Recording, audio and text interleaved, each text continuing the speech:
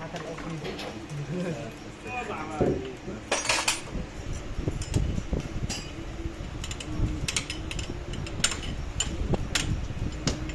তিনগুলো ছোট না না এমনিতে গুণ করা যায় না, এটা 3 থাকবে।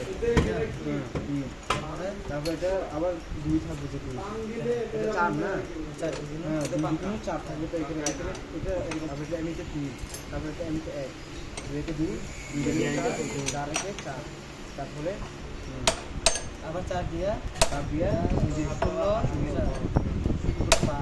তারপর আবার 3 দিয়ে এই 43টা গুণ করবে।